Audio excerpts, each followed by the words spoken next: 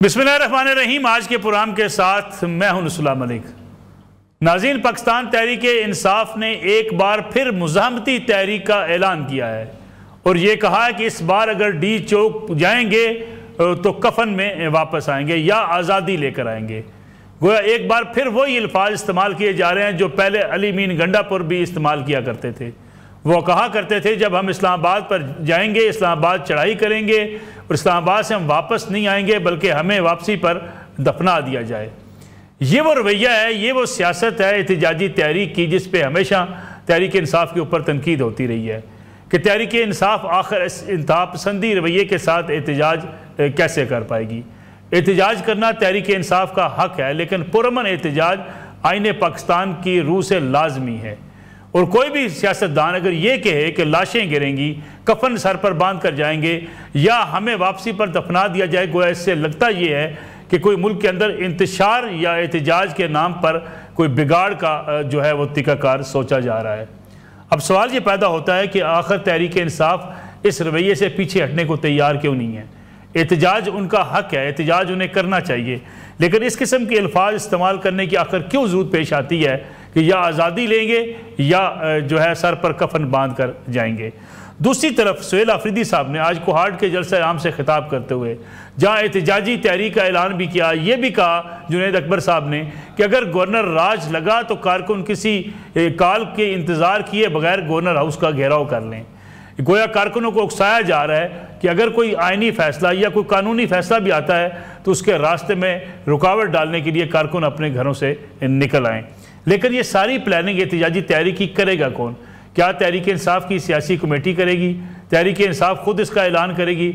इसके बारे में भी बड़ी एक अजीबोगरीब बात आज सुहेल आफरीदी साहब ने कही। वो कहते हैं कि जनाब ये प्लानिंग जो है इस एहतजाज की, ये जनाब महमूद खान अचकज़ई साहब और अल्लामा राजा नासिर अब्बास साहब देंगे।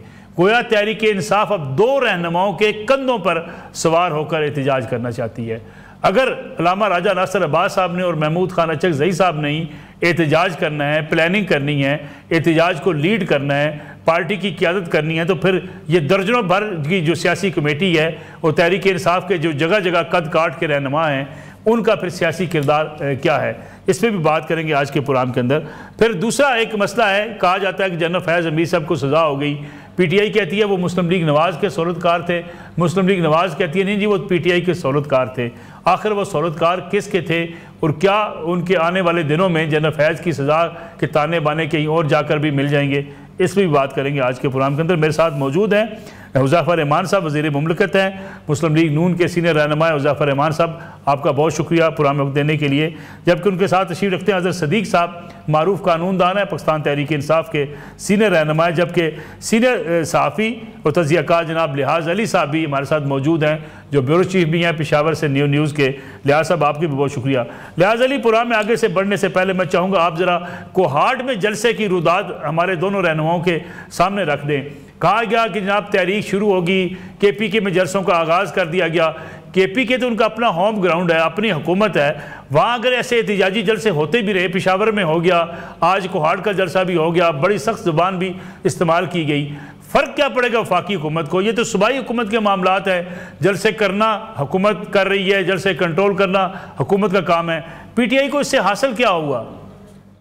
बहुत शुक्रिया मलिक साहब। बुनियादी तौर पर ये वज़ीर आला खैबर पख्तूनख्वा का 5वां जलसा है और हम DGI इस्तियार के प्रेस कॉन्फ्रेंस के बाद देखें तो ये दूसरा किस्म से एहतजाजी मुजाहरा है। इससे पहले गुज़श्ता हफ्ते पेशावर में और इस दफ़ा कोहाट को चुना गया। कोहाट में तवक्को भी ये थी कि तकरीबन इतनी ही लोग निकलेंगे। वहां पर जब स्पेशल ब्रांच से वहां मेरी थोड़ी देर पहले ने कहा कि 4.5 से लेकर तकरीबन 5,000 मैक्सिमम ये मिल्स ग्राउंड है उसका इंतखाब किया गया था। और वहां पर इस जलसे में जो पेशावर का जलसा था गुज़श्ता हफ्ते उसकी निस्बत यहाँ पर इस दफा वज़ीर आला खैबर पख्तूनख्वा ने बड़ी सख्त जुबान इस्तेमाल की है। कफन लेके आएंगे, कफन लेके जाएंगे, जुनैद अकबर साहब ने भी कहा। और इससे पहले जो पार्टी की जनरल सेक्रेटरी है सूबाई अली असगर, उन्होंने भी DGI इस्तियार के उस प्रेस कॉन्फ्रेंस का जिक्र करते हुए उनको भी तनकीद का निशाना बनाया। ये जो आप बता रहे हैं कि हासिल क्या होगा, ओवरऑल पाकिस्तान तहरीक इंसाफ जो है तवील अरसे से, बल्कि तवील अरसे से मैं इसलिए कह रहा हूँ कि गुज़श्ता साल नवंबर में उन्होंने आखिरी दफा एहतजाजी मुजाहरा इस्लामाबाद की जानिब किया था।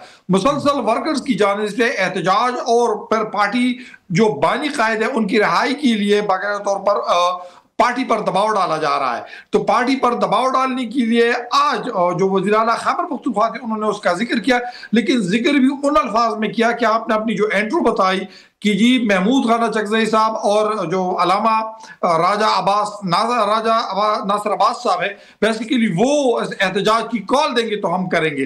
तो ओवरऑल इस वक्त जो है उन्होंने अपनी कंधों से बोझ उठा के उसके कंधों पर रख दिए। लेकिन इस वक्त जो सुहेल अफरीदी के लिए सबसे बड़ा इशू है वो खैबर पख्तूनख्वा में गवर्नेंस का है। शायद सवाल जो मुसलसल उठाए जा रहे हैं यहाँ पर एक कमजोर अपोजिशन है, लेकिन फिर भी जो सवालात मुख्तलिफ सिविल सोसाइटी की जानिब से उठाए जा रहे हैं वो गवर्नेंस के मुतालिक ही है। जी, लेकिन लिहाजा नहीं, अगर 4-5 हज़ार का जलसा करना वज़ीर आला ने, तो पीटीआई तो अपने आप को बड़ी पॉपुलर जमात कहती है, खैबर पख्तूनख्वा को अपना होम ग्राउंड कहती है, अपना किला करार देती है। अगर 4-5 हज़ार का जलसा क्या इम्पैक्ट होगा? क्या पीटीआई के लिए खुद ये नुकसानदेह नहीं होगा कि उसके जलसे अगर इतने छोटे होंगे? तो पीटीआई के वर्कर भी मलक साहब मुसलसल सवालात उठा रहे हैं और वो भी गवर्नेंस से मुतालिक, और खुसूसन कंपैरिजन किया जाता है। मैं इस प्रोग्राम में आपको महकमा बल्दियात के एक आला सतही इजलास की एक हल्की सी रुदात सुनाऊंगा। उस रुदात के दौरान पेशावर को स्मार्ट सिटी बनाने का फैसला किया जाना था और बताया जा रहा था कि हमारे पास इस वक्त smart city model Khyber Pakhtunkhwa में कौन सा है। तो 12 साल इक़्तिदार के बाद भी उनके पास कोई स्मार्ट सिटी मॉडल नहीं था, तो उन्होंने लाहौर का ही इंतखाब किया कि लाहौर में ये हुआ है हम भी यहां पर ये करेंगे, लाहौर में ये हुआ है हम भी यहां पर ये करेंगे। ये वो सवाल है कि जो 4,000 और 4,500 या 8,000 या 10,000 की जलसे पर नहीं, बल्कि इस वक्त पाकिस्तान तहरीक इंसाफ के उस वर्कर्स ये सवाल उठा रहे। मलक साहब, बुनियादी तौर पर पाकिस्तान तहरीक इंसाफ ने इस वक्त जो हुकूमत बनाई है वो बयानी की हुकूमत है, और बयानिया जो है वो बेसिकली वही हो रहा है कि शोला बयानी हो, अडियाला की जाने मार्च हो, बनीगाला के लिए रिहाई हो। ये वो मुतालबात है जो इस वक्त किए जा रहे हैं। गवर्नेंस जो है उस वक्त पाकिस्तान तहरीक इंसाफ के एक रिपोर्टर की हैसियत से भी इस वक्त सवालात उठाए जा रहे हैं और अपोजिशन की जमातों की जानिब से भी सवालात उठाए जा रहे हैं। बिल्कुल ठीक है। हुज़ैफा रहमान साहब, जलसा आज किया क्वाड में, पीटीआई ने मुज़ाहमती तहरीक का ऐलान भी है, बड़ी सख्त ज़ुबान का इस्तेमाल भी है। लग रहा है कि तहरीक इंसाफ अगर फिर इस्लामाबाद आने का ऐलान करती है, अगरचे आज उन्होंने कहा हम हर किस्म की कुर्बानी देने को तैयार हैं, डी चौक गए या कफन में वापस आएंगे या आज़ादी लेकर आएंगे, ये सुहेल अफरीदी ऐलान कर रहे हैं जो खैबर पख्तूनख्वा के वज़ीर आला हैं। बदला कुछ नहीं है, वही लहजा, वही ज़ुबान, वही तनकीद, वही एहतजाज। हुकूमत क्या इस बात को मैनेज कर पाएगी अगर दोबारा से एहतजाज इस्लामाबाद की तरफ आता है? जी, बहुत शुक्रिया मलिक साहब, आपने हुकूमत का मौका जानने के लिए मुझे मदऊ किया। देखिए, मैं कुछ हकायक आप पे गोशगुजार करूंगा। पहली बात तो ये है कि आपके जितने भी सुनने वाले हैं और तहरीक इंसाफ के जो फॉलोअर्स हैं उनको एक बात तो क्लियर हो कि ऐसी नौबत हम नहीं आने देंगे। और जाहिर है 3 मरतबा ये जो है 8 फरवरी 2024 के इलेक्शन के बाद एहतजाज कर चुके हैं, मेन एहतजाज जो है जिसमें इस्लामाबाद पर चढ़ाई की गई, और तीनों मरतबा अल्हम्दुलिल्लाह अवाम ने रिजेक्ट किया। कोई स्टेट पावर नहीं थी, केपीके हुकूमत के वसाइल थे, केपीके की पॉलिस थी और केपीके से ही जत्थे लेकर आए थे, कुछ किराए के लोग थे। 26 नवंबर 2024 को आपने देख लिया था। लेकिन ये है कि अब हम बार बार पुरअमन एहतजाज के नाम पर या फंडामेंटल राइट के नाम पर इतना इंतजार नहीं करेंगे कि ये अटक पहुंच जाए या सवाबी क्रॉस करें। अगर सुहेल अफरीदी साहब ने कफन बांधने हैं तो या तो वहां वजीर आला शिप से इस्तीफा देकर आएंगे या फिर उससे पहले उनको वजीर आला से हम जो तरीकेकार है आईनी गवर्नर राज लगाकर उनकी वजारत आला से उन्हें बरतरफ करेंगे, और उसके बाद फिर उनके जितने बंदे वो लेके आ सकते हैं लेकर आए। लेकिन उसका फिर हरगिज मतलब ये नहीं है कि आप जो है सरों पर कफन बांध कर आए। आपने हमेशा एहतजाज करना होता है। सियासी जमातों का एहतजाज जो है वो पुरअमन हुआ करता है। आप कोई मुसल्ला जत्था नहीं है, आप कोई सियासी जमात का मिलिट्री विंग नहीं है, कोई आपने यहाँ इस्लामाबाद में आकर सुप्रीम कोर्ट और कॉन्स्टिट्यूशनल कोर्ट पे अपना झंडा नहीं लहराना जिसके बाद बानी रिहा होंगे।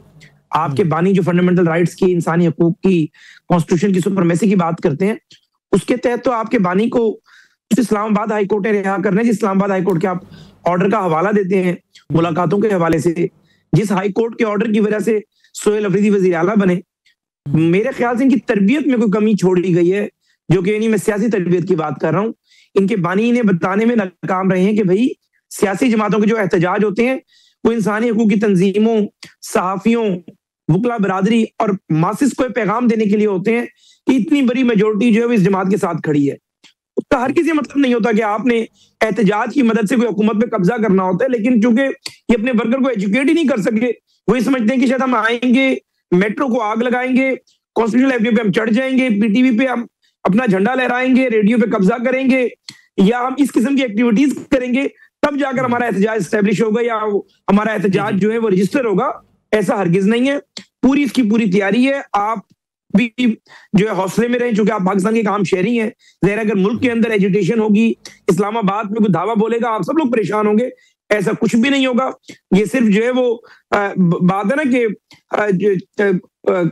वो जो शेर है उसका हबीब जालिब का कि वो मुझे जहन ही निकल गया, चंद फूकों से फूल जाते हैं, कैसे कमबख्त हैं गुब्बारे, चंद फूकों से फूल जाते हैं, वही वाली बात है। ये ऐसा कुछ भी नहीं होगा। अगर अली अमीन गंडापुर ने तीनों एहतजाज किए हैं तो हमारी बर्दाश्त और हमारी सहूलतकारी की वजह से किए हैं। फेडरल गवर्नमेंट ने बर्दाश्त से काम लिया। उस बर्दाश्त को आप सहूलतकारी कहें या कमजोरी कहें, यह आपकी मर्जी है। हमारी मर्जी के बगैर ये सवाबी क्रॉस कर दिखाएं, इनकी इतनी जरूरत ही नहीं है। ये सिर्फ, और दूसरी बात, इन्होंने दो लोगों का चुनाव किया। मैं आखिरी बात करूंगा।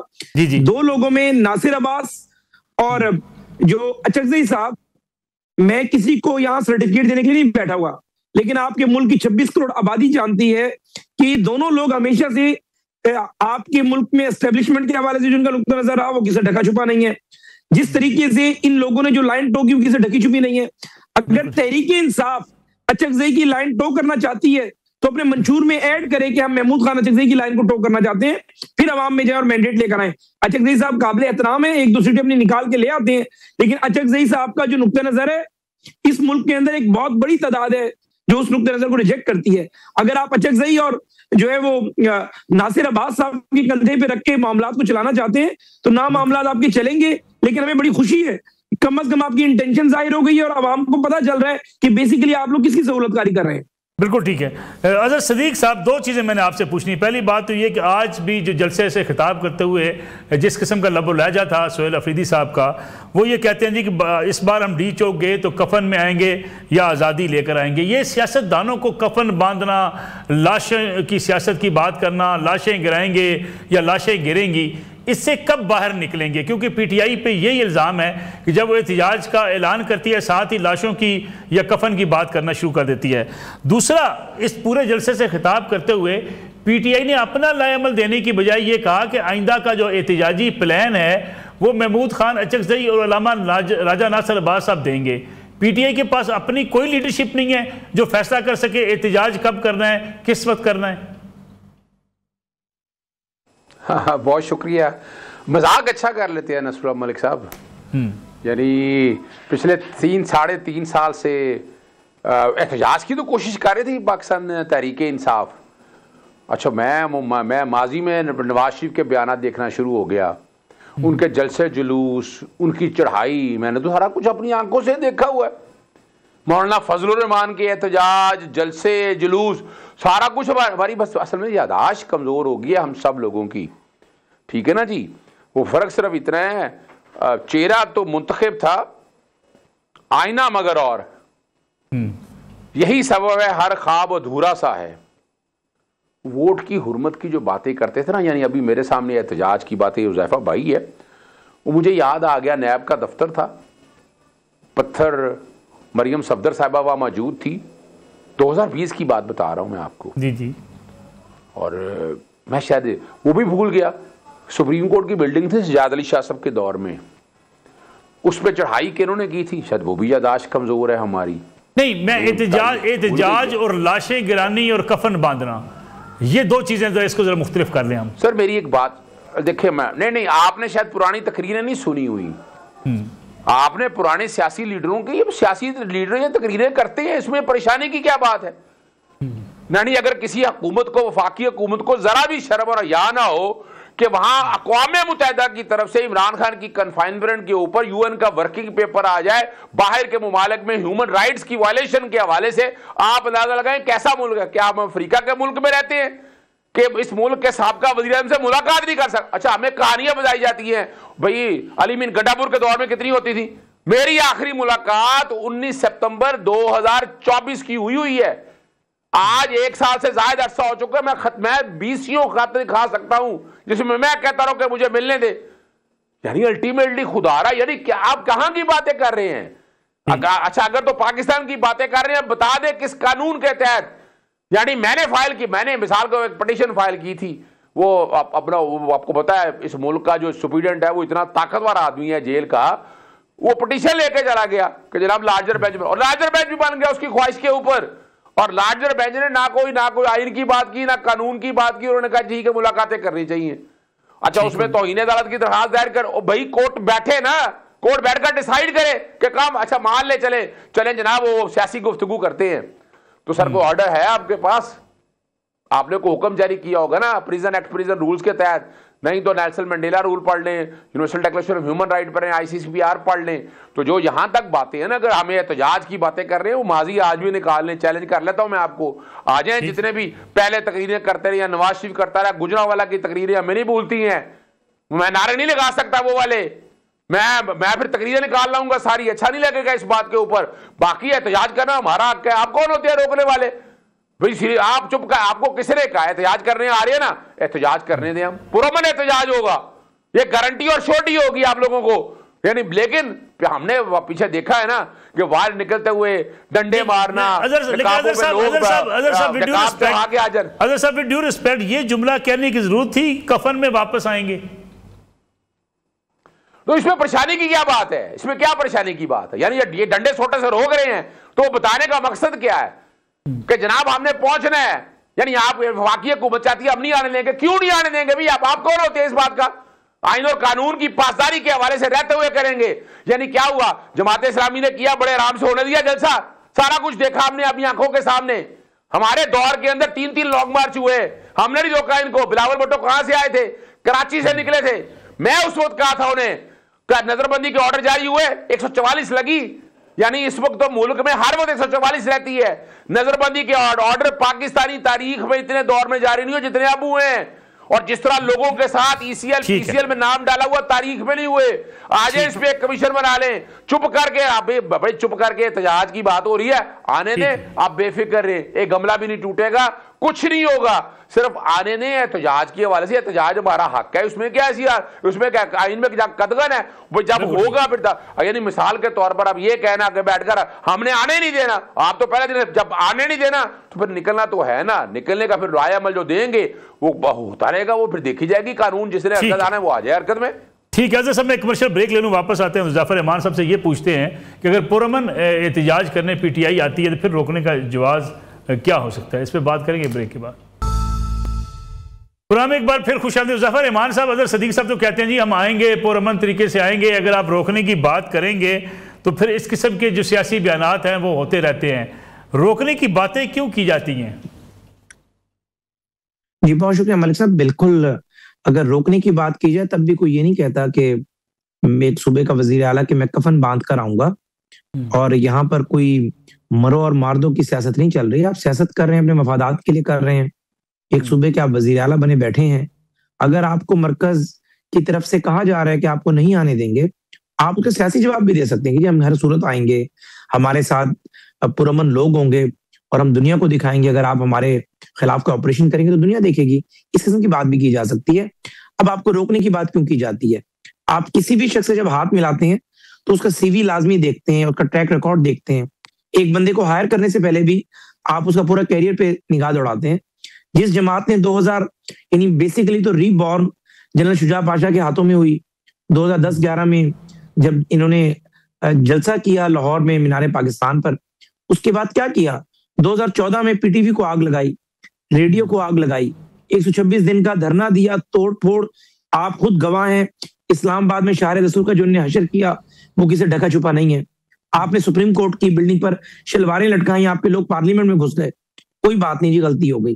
2018 में आप पावर में आए, आपने पावर में आने के बाद हर उस बंदे के खिलाफ इंतकामी कार्रवाई की।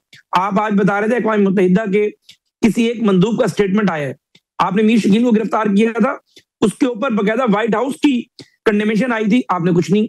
इंसानी हकूक की तंजीमें कह रही थी, जितनी आपकी सहाफती तंजीमें खड़ी हुई थी, आपने 9 महीने उस बंदे की बेल नहीं होने दी। आपने अपने हर बंदे को फिक्स किया, चले कोई बात नहीं। 2022 तक आप इक़्तिदार का हिस्सा रहे, 2022 में एक अदम एतमाद के जरिए आपको निकाल दिया गया। तो आपने क्या किया, आपने सेम डे इस्तीफे दे दिए, कुछ डेज बाद आपने पंजाब और केपी की असम्बलियां तोड़ दी, फिर आपने 2 लॉन्ग मार्च ऊपर नीचे किए, उस एक लॉन्ग मार्च में आपको गोली लगी, मैं नहीं कहता कि कोई ड्रामा था, लेकिन बहरहाल जो वकूआ हुआ गोली लगी आपको, आपके लोगों ने फिर आप पे एक केस बना जिसमें आपने इल्जाम यह था कि आप सरकार की घड़ी चुरा कर चले गए हैं, सरकार का आप बुल्गारी का सेट चुरा कर चले गए, आप चोरियां ना करते तो कोई बंदा आप पर केस ना बनाता, चाहे जितनी मर्जी विक्टिमाइजेशन होती, जितनी मर्जी आपके खिलाफ जो है आर्मी चीफ कहें, एस्टेब्लिशमेंट कहें, वजीर आजम कहें, काबीना के आपके खिलाफ होती, कुछ ना होता। लेकिन आपने चूंकि चोरी की तो ज़रा मुतलका दफा के तहत आपको 14 साल सजा हुई। आपको जब रेंजर्स ने गिरफ्तार करने की कोशिश की, वहां पर रेंजर्स जो है जाहिर है वो फेडरल गवर्नमेंट के पास है और केस नैब से मुतालिक था, तो नैब ने उनसे असिस्टेंस ली। शहबाज साहब को अरेस्ट करने में रेंजर्स आई थी उनके घर 96H। हमजा साहब को गिरफ्तार करने में जब वो लाहौर हाईकोर्ट के बाहर गिरफ्तार हुए, रेंजर्स मौजूद थी। आपने क्या किया, आपने 9 मई करवाया, आपने GHQ पे अटैक करवाया, आपने कोर कमांडर के घर पर हमला कराया, आपने मियांवाली में एयर बेस पे हमले करवाए। उसके बाद कोई बात नहीं, चले जी आपके लिए माफी का खाना होना चाहिए। 8 फरवरी 2024 के बाद आपको एक सूबे में हुकूमत मिल गई, 150 के करीब पंजाब में आपको MPA मिल गए, 100 के करीब मरकज में MNA मिल गए, 25 सेनेटर मिल गए। आपका गुस्सा ठंडा होने का नाम ही नहीं ले रहा। आप 3 दफा मरकज में चढ़ाई कर चुके हैं। 26 नवंबर 2024 को यहाँ गोलियां चलने की आपने मनसूबाबंदी बनाई हुई थी। आपके लोगों के पास जो गन्स थी पूरे मीडिया ने वो दिखाई है। रियासत के पास तो गन होना लेजिटिमेट बात है। आप कहते हैं कि इन्होंने पूरे एक सूबे की पुलिस लगाई थी हमें रोकने के लिए। हाँ, हमने लगाई थी 26 नंबर चुंगी पर, लेकिन आप एक सूबे की पुलिस को कुचलते हुए डी चौक पर पहुंच गए। अब सोचिए आपके पास कितने मुसल्ला लोग होंगे जो एक सूबे की पुलिस को कुचल के यहां तक पहुंच गए। तो ये आपके पास जत्था है। जब वो जत्था कहेगा हमने इस्लामाबाद में चढ़ाई करनी है, तो आगे से यही कहा जाएगा ना कि आपको माजी की चढ़ाइयों को मद्देनजर रखते हुए कि वैसी चढ़ाई नहीं करने देंगे। पुरअमन एहतजाज आपने करना है, आप कोई जिम्मेदार गारंटर बंदा बता दें जिसकी इस मुल्क में क्रेडिबिलिटी हो और जो आप लोगों की गारंटी दे सकता हो। पूरी दुनिया में तो आपकी कोई गारंटी देने को तैयार नहीं है। आपने हमसाया ममालिक नाराज कर दिए थे, गल्फ नाराज कर दिया था, चाइना, सऊदी अरब, टर्की, UAE, लेकिन आप इस मुल्क में कोई एक जिम्मेदार बंदा बता दें, पुरअमन एहतजाज हम आपको करने देते हैं, कोई रुकावटें खड़ी नहीं करेंगे। सिर्फ बंदे का नाम बता दें कौन आपका गारंटर बनने को तैयार है। क्यों जी हज़रत सदीक साहब, ये तो बड़ी चार्जशीट है जो ज़फ़र रहमान साहब ने पेश की। कुछ वाक़यात दुरुस्त भी हैं जिस तरीके से वाक़यात हुए। अगर पुलिस रोक देती है किसी पुरअमन एहतजाज को भी, जी यहाँ से आप आगे नहीं आए, आपको इजाज़त नहीं है, क्रेन्स के ज़रिए या बिल्डोज़र्स के ज़रिए चीज़ों को हटाना, पुलिस के ऊपर हमले करना, फिर आगे बढ़ना, ये एहतजाजी तहरीक होती है या आप इसे कहेंगे जत्था? अच्छा, मैं बड़ा हैरान होता हूँ, शायद तराजू हम बराबर नहीं रख सकते। मैं वैसे ही देख रहा था तो कफन बांध के आऊँगा ना, ये नवाज शरीफ ने नारा लगाया था 2007 में। हमारा नारा नहीं, तस्हीह कर लेंगे सारे लोग। मैं ज़रा आगे मैं दोहराता चलता हूँ इस बात को। मैं चले मॉडल टाउन का सानिया बता देता हूँ। हमारी हुकूमत तो नहीं थी ना, क्या किया था मॉडल टाउन में, कितनी पुलिस आई थी, मैंने तो एक एक रिपोर्ट पढ़ी हुई है। ये हमें सिखा रहे हैं यार, यानी कॉलो फेल में तजाद खुदारा। यार मैं चैलेंज कर रहा हूं आपके टीवी पे चैनल, आज एक कमीशन बना लेते हैं। माजी में मोहतरमा बेनजीर भुट्टो साहब आई थी, उतारा किसने था? अगर आसफ अली जरदारी साहब जेलों में रहे थे, किसने रखा था जेलों में? नवाज शरीफ साहब इस मुल्क से बाहर गए थे, इमरान खान ने भेजा था उन्हें मुल्क से बाहर। नवाज शरीफ डीलें करके गए थे, इमरान खान ने कहा था डीलें करके जाएं। ये तारीख बड़ी भयानक तारीख है। आज आपको इमरान खान नजर आ रहा है सिर्फ इस सारे मामले में, माजी में उठाकर देखे नाम ले उनका, उनसे तो डरते हैं आप। वजह है कि उनके सर पे तो हुकूमत करते आए हैं, उन्हीं का तो एजेंडा लेकर आप चल रहे हैं, उन्हीं के सर पे तो आप बातें कर रहे हैं यहां बैठकर। यानी हम अच्छा, और कमाल की बात बताती है, इमरान खान पे इल्जाम लगता है कि एस्टैब्लिशमेंट, सर 21 साल एस्टैब्लिशमेंट ने लगाए और 2023 के इलेक्शन में 2 दिन में फॉर्म 45 और 47 ने शक्ल ही बदल के रख दी। ये मैं नहीं, मीडिया ने दिखाया सारा कुछ, हर चीज रिकॉर्ड के ऊपर है। और जो गन्ने लेके आने की बात है, कितने मीडिया ने दिखाया आज तक वो गन्ने पेश कर दिए आपने कि जलसे जुलूस में गन्ने लेकर आए हैं। मत कहें ऐसी बातें, मैं नहीं छेड़ना चाहता उन चीजों सारी बातों को। बात है कि चेहरा आपका बेनकाब हो चुका हुआ है पूरी दुनिया के अंदर। इल्जाम लगाया कि इमरान जनाब इसराइल का यहूदियों का यार है। यार तो ये निकले नहीं, लेकिन एहतजाज की गारंटी दिलवाई नहीं जा सकती। मेरी ये मैं एक फिर आपके सामने बताता चलूं, मैं फिर बताता चलूं, हम इस गवर्नमेंट पे एतवार कर लें। कौन सी कंपनी, किसकी कंपनी बात बार करें? इन गवर्नमेंट में एक बंदा नहीं है जिसपे एतबार किया जा सकता है, एक चेहरा भी नहीं है जिनका माजी छूट से भरा हुआ है। हमें जब हम अदालतों में जाएंगे एहतजाज के लिए ना, वहां हम अदालतों में बात कर लेंगे, हमें अदालतों पे शायद यकीन होगा, इन पे यकीन बिल्कुल नहीं, सवाल ही पैदा नहीं होता। इन पे कैसे यकीन कर लें हम? इन पे सवाल ही पैदा नहीं होता। और दूसरी बात याद रखिएगा, अब वो मैं भूल गया, हालांकि मैं भी चाचा के सब किसी एक दौर में पसंद नहीं किया करता था। नवाज शरीफ के आसपास कौन कौन लोग होते थे? यानी एक दौर में वली खान के बारे में क्या बातें किया करते थे, मजदूर पश्तीन के बारे में ये क्या बातें किया करते थे। मुझे याद है, मेरी यादाश्त कमजोर नहीं है, मैं सारा अपनी आंखों के सामने देखता रहा हूं। अपना जब हुकूमत गिरानी होता था, इनके साथ बैठकर पींगे चढ़ा रहे होते थे। यानी आज हमें सिखाएंगे यार आप, यानी इनका ओढ़ना बिछोड़ना सिर्फ ताकत है, ये ताकत नहीं। इमरान खान या पाकिस्तान तहरीकों का इक्तदार नहीं है, एजेंडा याद रखिएगा। अगर एजेंडा होता तो कब के को डीले करके बाहर चले जाते जनाब, फिर डीले करके आ जाते, ये अदालती निजाम के साथ कंप्रोमाइज हो जाता। अगर डीले ही करनी होती ना, डीले नहीं है। खुदारा आप ये बैठ के ये नारे और ये झूठे नारे छोड़ें, बात बड़ी वाज़ेह है। अभी तक मुझे ये बता दें, मैं तारीख में वो नहीं रहना चाहता, अगर आपको 2002 अगर 22 याद हो, जब 25 अप्रैल को यहां से निकलना था, अभी 9 मई की बातें कर रहे हैं ना, निकलना था तो निकलने दिया था, पूरा लाहौर जैम, पूरा पंजाब जैम था। अब 9 में जिन्हें किया वो भुगत रहे हैं, उसमें पाकिस्तान तहरीक-ए-इंसाफ का एक भी एविडेंस सामने नहीं है। जिन्होंने किया है वो सामने है। जिन्होंने निकाहपोश थे ढाए ना, वो निकाहपोश कौन थे? वो निकाहपोश ही नहीं के भेजे हुए लोग थे, वो एक तारीख में आ जाएगा सारा कुछ सामने।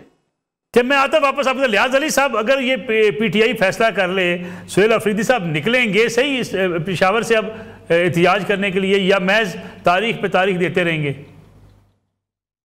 मलिक साहब, मुझे जाती तौर पर एक साफी की हैसियत से मैं समझता हूँ कि करीबी दिनों में या चंद हफ्तों में या शायद 1-1.5 महीने में नहीं लगता कि एहतजाज की कोई कॉल आ जाए, क्योंकि एक तो एहतजाजों का मौसम नहीं है, ऊपर से सर्दी का मौसम भी। तो अमूमी तौर पर हमारे यहाँ जो जनरल एहतजाजों का मौसम होता है वो मार्च से लेकर अप्रैल मई तक होता रहता है।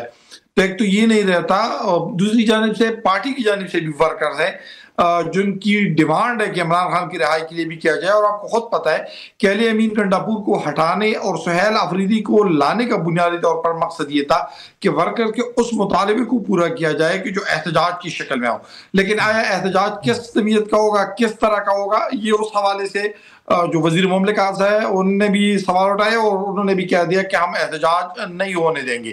बुनियादी तौर पर ये मैसेज खैबर पख्तूनख्वा की जो गवर्नर खैबर पख्तूनख्वा उसके जरिए भी खैबर पख्तूनख्वा हुकूमत को ये मैसेज कन्वे किया जा चुका है कि अगर एहतजाज माजी की तरह इस्लामाबाद पर चढ़ाई का होगा तो उसके नताइज सख्त हो सकते हैं। और अगर आज आप सुहेल अफरीदी साहब की तकरीर भी देख ले तो उसने खुसूसन मीडिया के चंद नुमाइंदों का जिक्र किया जिनका खुद आपको पता है कि उन्होंने नाम ना लिए, लेकिन उसने बताया कि अगर एहतजाज हो तो उसके जरिए मुझे धमकाया जा रहा है।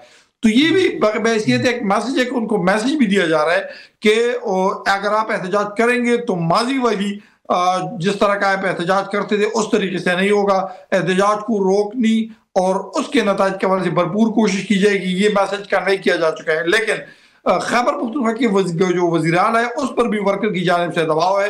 बुनियादी तौर पर न उनकी मुलाकात कराई जा रही है और न उस मुलाकात के हवाले से कोई पेशरफ्त हो रही है। जी ठीक है, एक ब्रेक का वक्त हुआ है, वापस आते हैं इस कमर्शियल ब्रेक के। पुराम एक बार फिर खुश आमदीद। जफर इमाम साहब जरा क्विकली रिस्पांड दे दीजिएगा इस पे, जो जनरल फैज़ अमीर साहब को सजा हो गई। अब पीटीआई कहती है वो आपके सौलतकार थे, आप कहते हैं जी कि जनाब उन्होंने इमरान खान साहब के साथ मिलकर एक ऐसा गठजोड़ था जिसके नतीजे में उनको सजा हुई है और आने वाले दिनों में मजीद कुछ तहकीकात हो रही हैं जिसमें इमरान खान साहब भी घेरे में आ सकते हैं। जी बहुत शुक्रिया नसरुल्लाह मलिक साहब, मैं आपके सामने कुछ हकायक रख देता हूँ। फैज अमीर जिस तरह का करैक्टर था, जिस तरह की शख्सियत थी, वो आपसे ढकी छुपी नहीं है। फैज हमीद ने डीजीसी से लेकर डीजीआई बनने तक जब कभी किसी भी जमात से बात की तो उसके पीछे असल जो चीज होती थी वो यही होती थी कि बानी तहरीक-ए-इंसाफ का कोई ना कोई मफाद जुड़ा होता था, तहरीक-ए-इंसाफ का कोई ना कोई इंटरेस्ट हुआ करता था। अगर उन्होंने कभी पीपल्स पार्टी से बात की तो पीपल्स पार्टी से बात पीपल्स पार्टी की मोहब्बत में करने नहीं गए। आपको पता है कि ज़ाहिर है अगर डीजीसी जो है वो सियासी चैप्टर को देख रहे हैं ISI के एक, और वो ज़ाहिर है पब्लिक से उनका इंटरेक्शन हो रहा है, सियासी जमातों से वो मिलते हैं, तो उन्होंने पीपल्स पार्टी की लीडरशिप से अगर कोई बात की या कोई उन्हें रिलीफ दिया या कोई उन्हें उन्होंने ऑफर दी, उसके पीछे एक ही बात की ना थी कि किसी भी तरीके से इमरान खान का और तहरीक इंसाफ का ये फायदा हो जाए। पीएमएलएन को अगर उन्होंने कोई भी बात की या कोई भी ऑफर की या हमारे लोगों से मिले, कभी भी उन्होंने पीएमएलएन की बेहतरी के लिए नहीं, बल्कि हमेशा लोगों को डॉज दिया, धोखा दिया, झूठ बोला, और मकसद एक ही था कि किसी तरीके से मैं बानी तहरीक इंसाफ को पावर में लेकर आऊं। आप ये देख लेंगे अगर किसी भी केस में आप कत्ल की तहकीकात करते हैं तो ये देखते हैं कि इसका बेनिफिशियरी कौन है। 2017 में आप पनामा लेकर आए, उसका नुकसान किसको हुआ? नून लीग को हुआ। 2017 के एंड में 18 के शुरू में आपने बलोचिस्तान हमारी हुकूमत उल्टी, डीजीसी फैज हमीद था, नुकसान किसको हुआ? नून लीग को हुआ।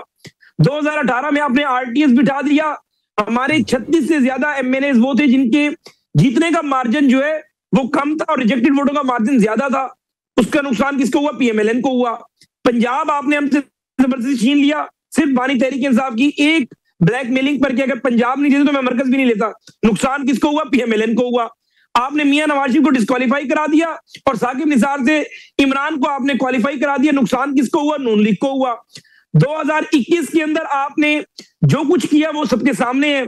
आपने अपने इदारे को भी डैमेज करने की कोशिश की अपने ओहदे को बचाने के लिए, अदम एतमाद को रोकने के लिए जो कुछ फैज हमीद ने किया वो रिकॉर्ड का हिस्सा है। 2018 से 2022 तक बानी तहरीक इंसाफ के हर मुखालिफ को अंदर कराने का सेहरा किसके सर आया? फैज हमीद के सर आया। हर किसी की जमानतें किसने रिजेक्ट कराई? फैज हमीद ने कराई। नैब की टीवियां कौन बनाता? फैज हमीद बनवाता था। पीएमएलएन को जो उसने बेनिफिट दिया वो तो बता दें। ये तो वो है कि कोई ऐसे जो किसी बंदे को अंदर कर दे, सारी रात मारता रहे और सुबह एक पानी का गिलास पिला दे, कहेंगे इसको बड़ी फेवर दी है इसने। ये नहीं बताएंगे सारी रात उसे मारता रहा है। हमारे बंदों को तुमने अंदर कर दिया, हुकूमतें हमारी छीन ली, लोग नाअहल करा दिए, हमारी लीडरशिप को तुमने जो है मेजर पेनल्टीज में सजाएं करवा दी। उसके बाद कह रहे हैं कि जो फैज हमीद नून के फलां बंदे से राब्ते में था, फैज हमीद जो है वो फलां ऑफर कर रहा था नून लीग के बंदे को, किसी रहनुमा को उसने खुफिया रात को बाहर जाने दिया और भाई 50 करोड़ रुपए लिए फैज हमीद ने नून लीग के रहनुमा को बाहर जाने देने के लिए रिश्वतें, 1 अरब रुपए रिश्वतें ली हैं। आज तहकीकात करा ले, नून लीग ने कभी फैज हमीद से एक भी फायदा उठाया हो? मैं खुदा की कसम as the cost of reputation मैं इस ओहदे से मुस्ताफी हो जाऊंगा। फैज हमीद ने जब भी हमसे राब्ता किया हमेशा बानी तहरीक इंसाफ या भाजपा की एक्सटेंशन थी, उनके फायदे के लिए हमारे पास आता था, हमारे कुछ लोग मिल लेते थे, वरना मियां नवाज शरीफ, मियां शहबाज शरीफ, मरियम, हमजा साहब, इन सब लोगों को तो फैज हमीद ने जितना नुकसान पहुंचाया, जो हमें डैमेज किया, जो हमारे सेकंड टीआर जो हमारे एमएनए थे उनको नैब केसेस से बचाने के नाम पर जो उनसे रिश्वतें लेता रहा, वो तो ढकी छुपी नहीं है। अगर फैज ने हमें कोई बेनिफिट दिए, फैज की बीवी, फैज की बेटी, फैज का भाई बाहर मौजूद है, हमें बता दें कि हमने ये बेनिफिट उससे लिया और आज हम उसके खिलाफ बात कर रहे हैं। जी अजहर सदीक साहब, जनरल फैज साहब की सजा के बाद कहते हैं कि इमरान खान साहब भी फंसेंगे, खास तौर पे जो फौज के अंदर दरार डालने की कोशिश की गई, ये इल्जाम इमरान खान साहब के ऊपर भी आता है। अच्छा, मैं पहले तो हमने जंजीरों से पूछा इजाजत का सवाल, जवाब आया कि अब वक्त है टूटने का। अब मेरी बात नोट कर लीजिएगा, मैं अप्रैल से बात कर रहा हूँ। नहीं, जवाब आया इजाजत है, इजाजत है, इजाजत है। सुने जरा आप सुन लीजिएगा। बारी अब हो गई है जाने की, यानी जितना सवाल बताया ना जनरल फैज हमीद का, वो डीजीसी के कॉन्टेक्ट से है, वो हमारा दौर नहीं था। और मैं चैलेंज कर रहा हूँ इस कॉन्टेक्स्ट के हवाले से, हमारे यानी फैज हमीद के होते हुए जमानतें कैसी होगी? हमजा शरीफ की घर बैठे शहबाज शरीफ की जमानतें कैसी होगी? मरियम को जेल में सहूलियत कैसे मिलेगी? नवाज शरीफ को सुने ना सही ना, मैं सब सुनता रहा हूँ, मैं सुनता रहा हूँ,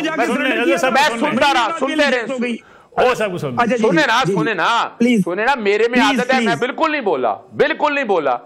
मेरे सामने मुझसे ज्यादा किसी को नहीं पता, मुझे बहुत कुछ पता है कि क्या हुआ अदालतों में, क्या कुछ हुआ, मैं आई रिमेंबर। और वो फैज हमीद था जो आपको फायदा देने वाला आदमी था।